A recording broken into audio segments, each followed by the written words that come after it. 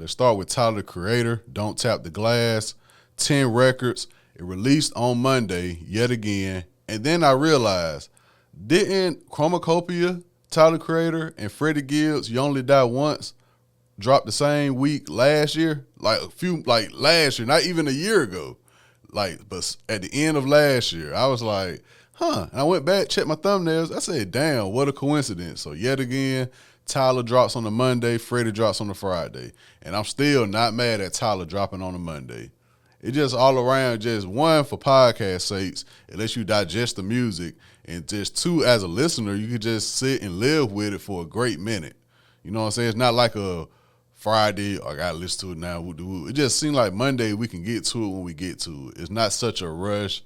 You know, so you got some people still stay up for the midnight drop. I understand, but that Monday drop, it just hit different. And Tyler, yet again, you know what I'm saying, he succeeds with it. Don't Tap the Glass. Leading up to it, he was saying, yo, there's no concept. I haven't said anything. But leading up to it, I started seeing different posts that he was posting, body movement and no sitting still. So I was like, okay, I'm expecting some, you know, for me personally, I didn't have expectations per se. It feels like the album Tyler wanted to create. And the fact that he released it while on the Chromacopia tour is bananas, in my opinion. This is when I say just artists who got that creative mind and just going against the grain of what most artists in this era got to do when they promote albums. Tyler is on Chromacopia tour. He really doesn't supposed to be not even thinking about next album, whatever. So when he released this, he's also doing shows for Don't Tap the Glass, like $5, $10.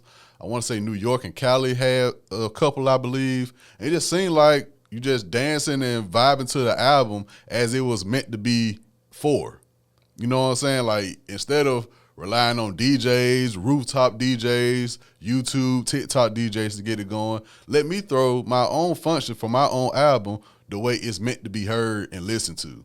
It's not meant to be heard and listened to and just digest within the first 2 hours it's been released. Like, that's the era we in now. We've been in this era for a minute. And as for somebody who does a podcast, who does album reviews, I agree. The way we critique music these days is just trash. I hate it. Sometimes I feel bad. I'm like, damn, this album just came out on Friday, and I expect to come in and talk about it, woot. Sometimes I just want to just be quiet and maybe post on Facebook or Twitter how I feel about it and leave it at that. But a lot of times I just want to just listen to the music and come back with my own synopsis and just keep it to myself sometimes. You know what I'm saying? So I can only imagine the people who wake up at 11 o'clock for the midnight release and have a full synopsis of it by 3 o'clock, 4 o'clock in the morning. It's bananas to me. I always say it. When a big blockbuster album comes out, by the time I wake up and get ready to go to work, I'm on the timeline. I'm seeing lyrics getting dissected. I'm seeing everything. I'm like, bro, there's no way y'all got the full grasp of this album within a few hours, let alone a weekend. And I can say that because I got a quick turnaround myself. So when because Tyler always speaks on this when he drops an album, and I agree every time he says it. I definitely agree every time he says it. It's just so frequent now. We don't got time to live with albums.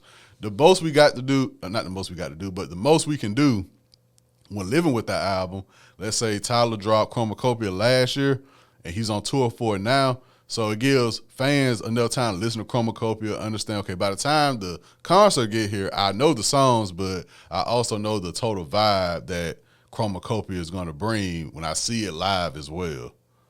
So I understand. Don't Tap the Glass. He's taking full creative control of how it's being promoted, talked about, received, and I enjoy it. I enjoy it overall. Highlights from the track list. The intro, Big Poe, immediately, like I say, no sitting still, body movement, all that, none of this deep shit. It's for that. And then the beat just come in like some NERD Pharrell type shit. Coming off the Clips album, Pharrell still in motion. It sounded like, okay, this is why I expected this album to sound like off rip with the intro, Big Poe. Sugar on My Tongue, sound like some Igor shit. I really enjoyed that. Sucker Free, that's a mantra. I'm that guy trying to get my paper, baby. That's off rip, I'm sold. And then he go into the verse. He's still talking his shit too on some of these songs. Sucker Free, he talking this shit. Mama Them, he talking this shit. I love the way Mama Them transition into Don't Play With Me. Ring, Ring, Ring, I really enjoy. That's when I really said to myself, I need Tyler and Kaytranada to lock in. Just lock in. I did some research. I was like, there's not that many, if any, Tyler Kaytranada songs. They rock with each other. Kaytranada is always on Camp Flawed Knob. I need them to lock in and just whatever. So Ring, Ring, Ring, I really like. Don't Tap the Glass, Tweaking. He was really talking this shit on Tweaking. He was like, did 6 nights at Crypto. I should have did SoFi. He might be next in line because stadiums are different. That's why we make a big deal out of Beyonce, Kendrick Lamar, Chris Brown doing his own stadium tour. Stadium tour is different. I know he can easily do SoFi. Mercedes-Benz, I like to see.